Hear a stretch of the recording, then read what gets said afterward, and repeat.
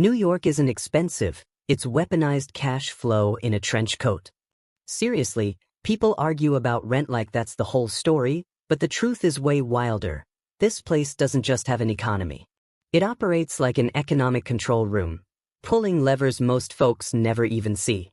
And the crazy part? Some of the biggest gears aren't in the bright lights. They're tucked away in places that look like they should be selling apple cider and antique chairs, while quietly powering the devices in your pocket, the transactions in your bank account, and the prices on the shelves at your local store. Welcome back to the channel. If you're new here, this is where we cut through the hype, skip the fluff, and expose the stuff that actually moves the money without making it feel like a boring economics lecture you'd fake a Wi-Fi problem to escape. Because here's the thing, when people hear New York, they think Wall Street, skyscrapers, and someone speed walking into your shoulder like it's an Olympic sport. But what if I told you the real power is more like a machine?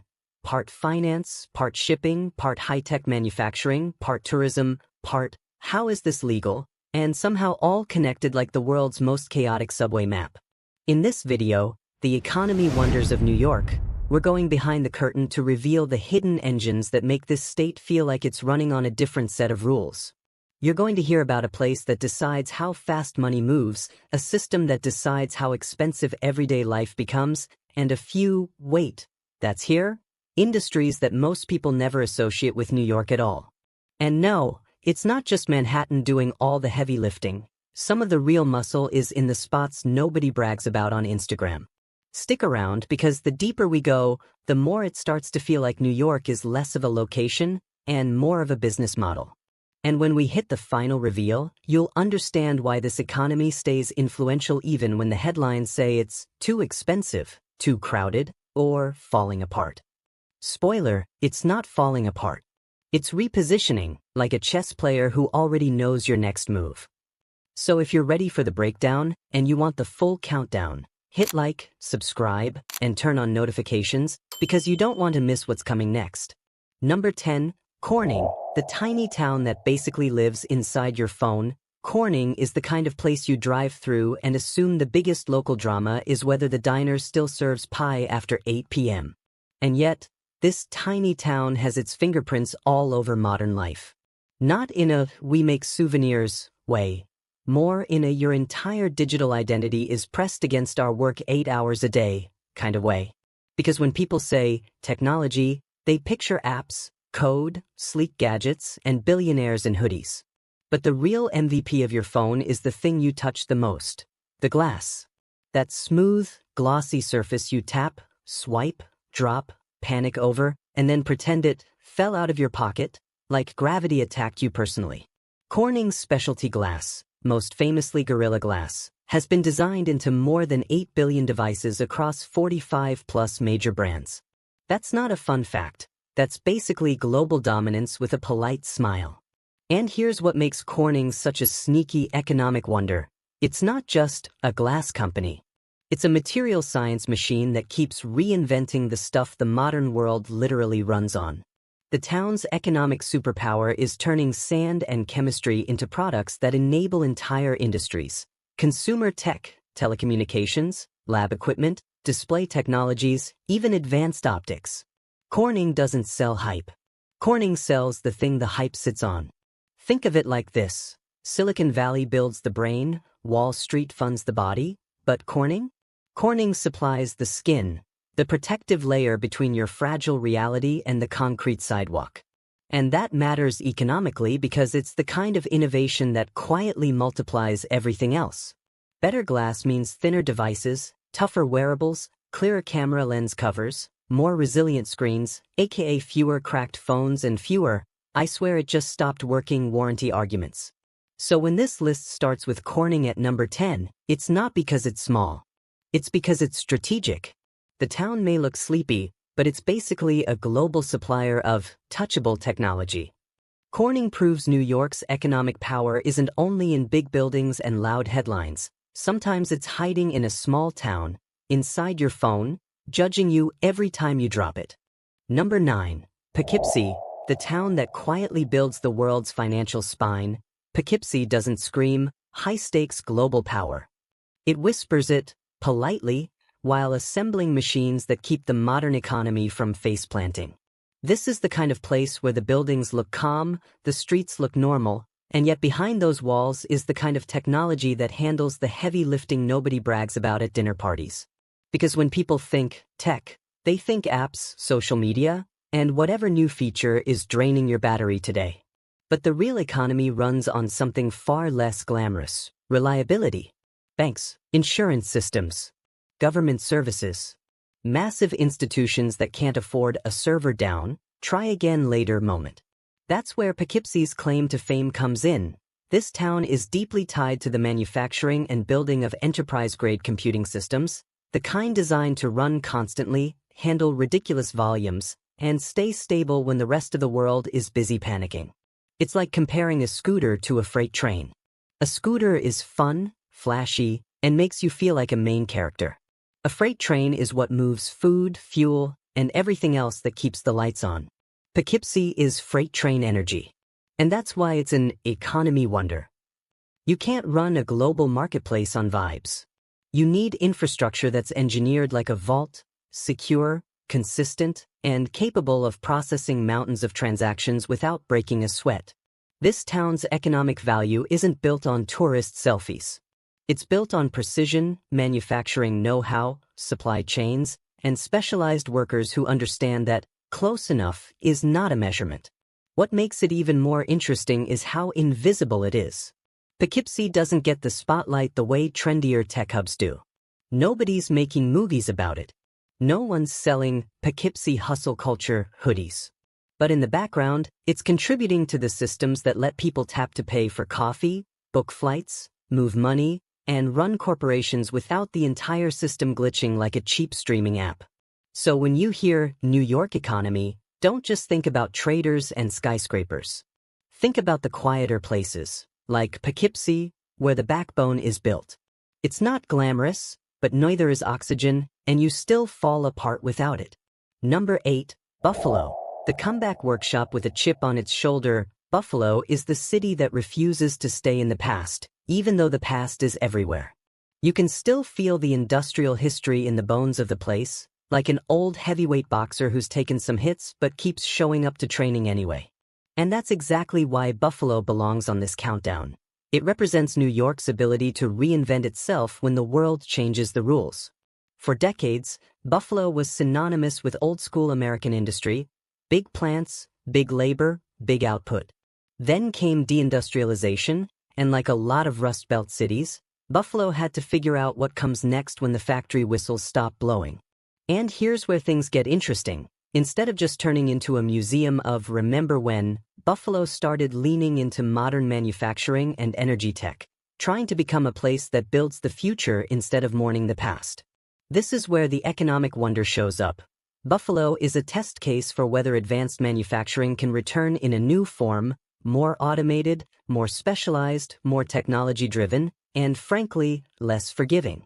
It's the difference between we can hire anyone off the street and we need trained workers who can operate systems that cost more than your entire neighborhood.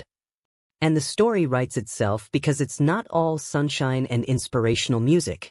Big manufacturing projects come with big expectations. Everyone promises jobs, development, and local prosperity, and then the city has to actually wrestle with the reality: workforce pipelines, housing pressure, infrastructure upgrades, and the simple fact that revival is messy and slow. Buffalo's value is also strategic. It sits on major trade routes, has deep regional connections, and can leverage logistics and infrastructure in a way many places can't. That matters because manufacturing isn't just about making things. It's about getting them out the door efficiently. A factory that can't ship is basically a very expensive sculpture. So Buffalo earns its spot because it's not just a city, it's a lesson. It's New York saying, we're not only finance and tourism. It's proof that industry can evolve, but only if a place is willing to build the workforce, modernize the systems, and accept that the comeback story requires more than a motivational quote and a ribbon-cutting ceremony. Rochester, the optics city that teaches machines how to see. Rochester is what happens when a city builds a reputation on precision and then upgrades that reputation for the modern world. This is the place where seeing is believing turns into seeing is engineering. Because Rochester isn't just a city with history and imaging, it's part of a cluster that influences how cameras, sensors, lasers, and advanced optical systems evolve. In other words, Rochester helps shape the technology that watches, measures, scans, and analyzes, which is both impressive and mildly unsettling if you think about it too long. Rochester's economic magic isn't loud. It's not the kind of boomtown energy where people are high-fiving in co-working spaces. It's more like a lab-coat economy, deep expertise, specialized companies, and products that are essential but rarely understood by casual consumers. Most people don't wake up thinking, I hope my photonic supply chain is stable today. But companies in healthcare, defense, telecom, manufacturing, and research absolutely do. This is why Rochester matters. Modern economies run on data, and data often starts as light. Cameras capture information. Sensors detect movement. Lasers enable manufacturing processes and medical procedures.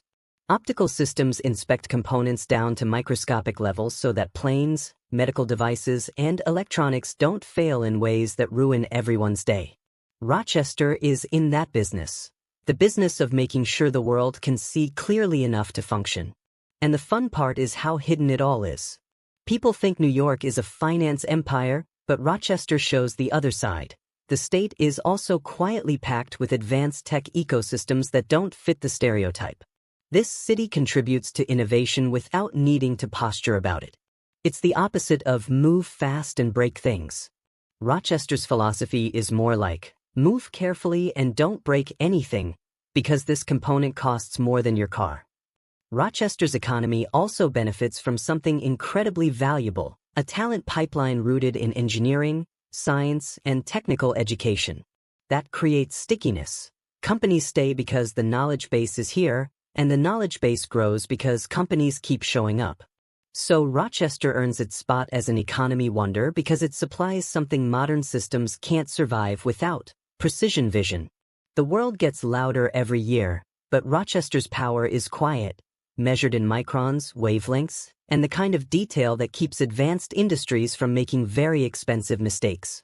Number 6. Tarrytown, the river town where science cashes big checks. Tarrytown looks like it should be hosting weekend brunch and giving out Best Fall Foliage Spot awards. And yes, it does that too. But tucked inside that scenic Hudson River calm is something far more powerful. A biotech and pharmaceutical presence that reminds you New York isn't just about money moving. It's about research, innovation, and the business of keeping humans alive longer than their bad habits deserve. Biotech is one of the strangest economic engines because it combines three things that rarely coexist peacefully: science, regulation, and enormous budgets. It takes years of research to produce a breakthrough, and even longer to get approvals, scaling, and real-world impact. That means the jobs here aren't casual. They're specialized, high-skill roles tied to R&D, clinical development, manufacturing, and the entire ecosystem that supports it: legal, logistics, compliance, data, and business operations.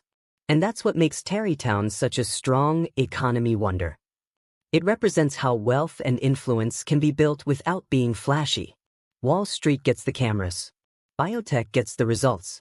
When pharmaceutical innovation works, it doesn't just create revenue. It reshapes healthcare, changes treatment standards, and impacts entire supply chains, from labs and hospitals to manufacturing and distribution. The economic ripple effect is massive. Biotech hubs attract talent, investment, partnerships, and eventually entire support industries. And once a region becomes known for serious science, it doesn't just generate jobs, it generates gravity. Companies want to be near expertise. Researchers want to be near other researchers.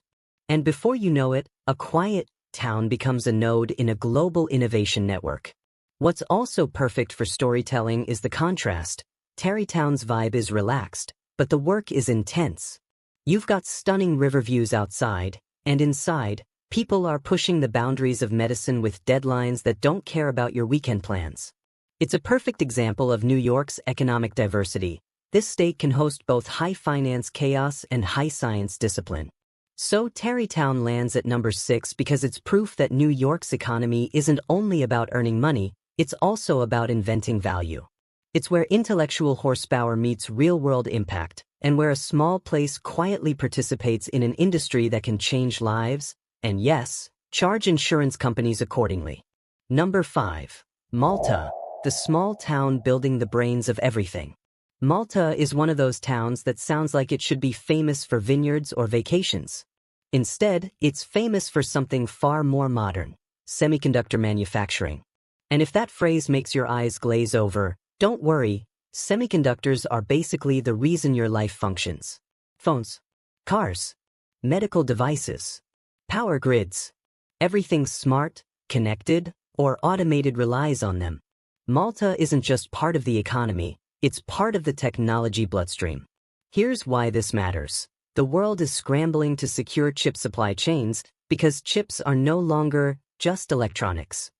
They're economic leverage. When chip supply gets tight, production slows across industries, prices jump, and the ripple effects hit everyone from automakers to hospitals. So a place like Malta becomes strategically important not because it's loud, but because it's essential. The real wonder here is that advanced chip manufacturing isn't something you can spin up overnight. It requires precision facilities, serious investment, and a workforce trained to operate complex systems with almost zero margin for error. This isn't a teach someone in an afternoon job. This is a you mess up and you ruin a batch worth more than a house job. That changes the entire local economy, higher skill roles, strong supplier networks, specialized contractors, and educational pipelines that get built around the industry. And let's be honest, this is also one of the few industries where tiny dust particle is basically a villain. Clean rooms, strict controls, manufacturing discipline. Malta's economy is powered by environments so controlled they make a luxury hotel look like a campsite. What makes it perfect for your countdown is the irony. People assume New York's economic power lives in Manhattan, and then you reveal that a relatively quiet upstate area helps manufacture the components that power modern computing. That's how you keep viewers hooked, because it flips expectations. It's not big city equals big economy. It's tiny town equals global importance. So Malta earns number 5 because it symbolizes New York's industrial edge in the modern era. Not steel mills, silicon. Not smokestacks, clean rooms. Not mass labor, precision expertise. Malta is proof that the state doesn't just trade value on screens, it helps build the chips that make those screens possible in the first place. Number 4. Clay, near Syracuse. The megafab that turns a region into a headline. Clay is the kind of place that rarely shows up on anyone's bucket list.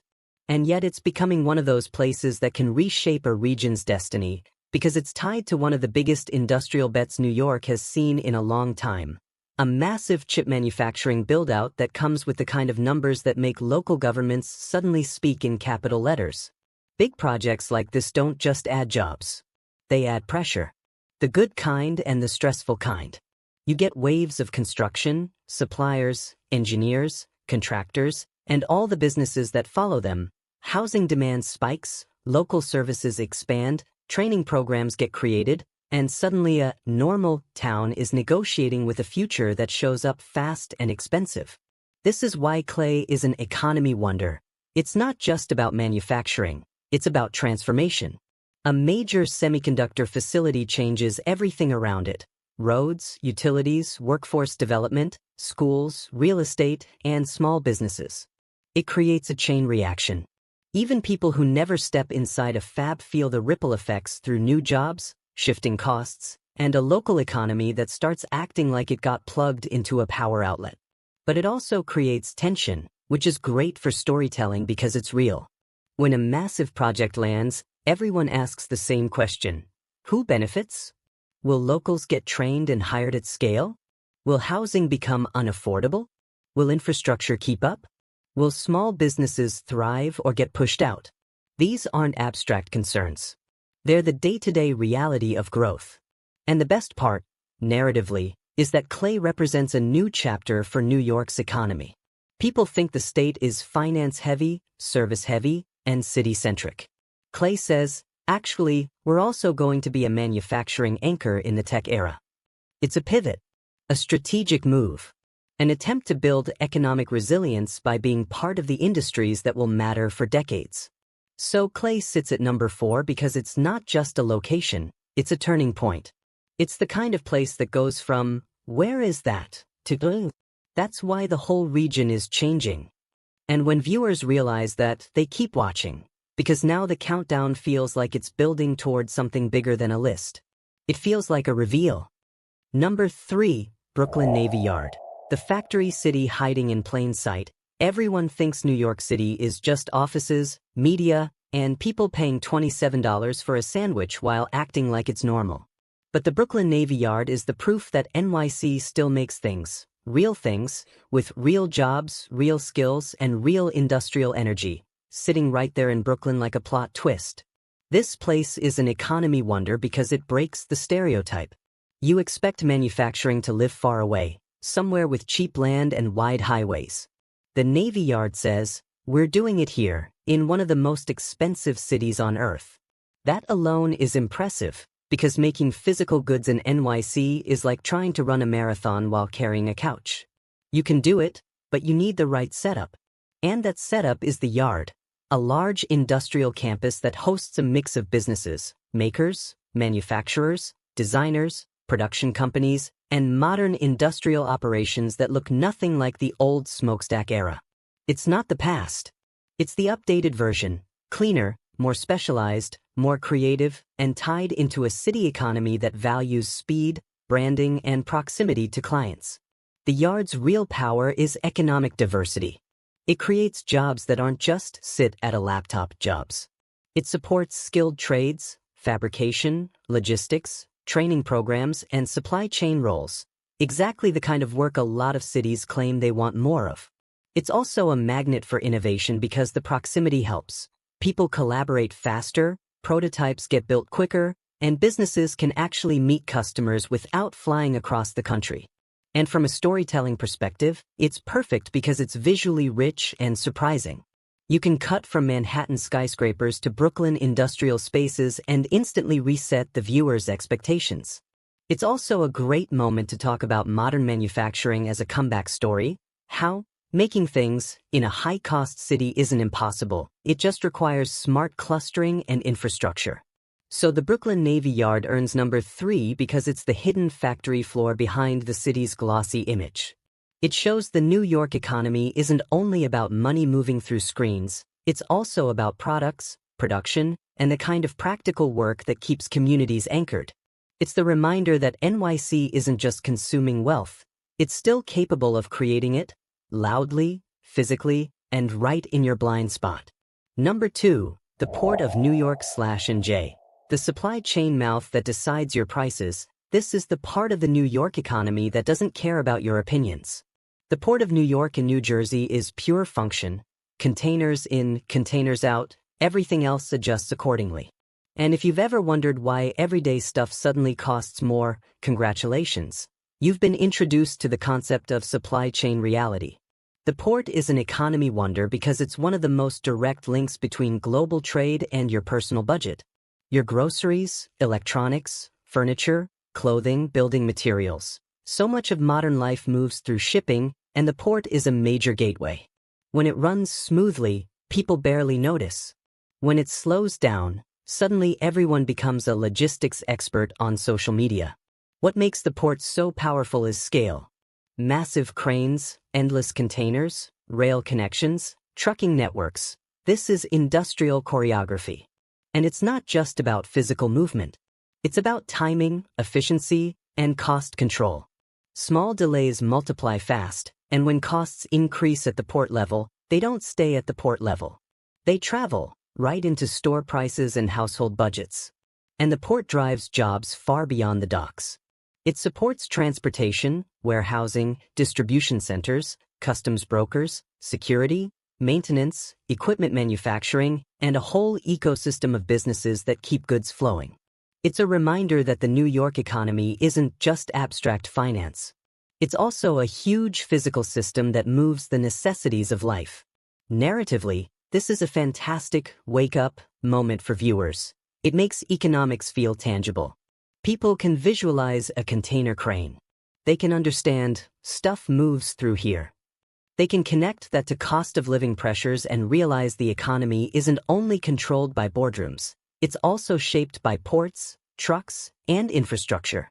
So at number 2, the Port of New York/NJ represents the power of logistics. It's the quiet force that can influence inflation, availability, and consumer prices with more authority than most politicians. It's not glamorous. It's not trendy. But it is absolutely essential, because if the port stops, the economy doesn't slow down. It chokes. Number 1, Manhattan, the two-engine monster. Money plus people. Manhattan is the part of New York that makes the rest of the country feel like it's watching a different sport. This is where money moves at ridiculous speed and where people arrive in ridiculous numbers, handing over ridiculous amounts of cash for the privilege of saying, "Yeah, I was in the city." And that's why it sits at number 1. Manhattan isn't just an economy. It's two giant engines bolted together, finance and tourism, and both are powerful enough to distort reality.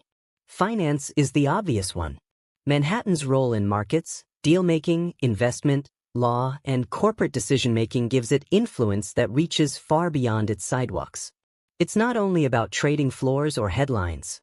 It's about the network, banks, funds, exchanges, legal firms, consultants, tech infrastructure, and the endless machinery that turns capital into projects, acquisitions, and entire economic shifts.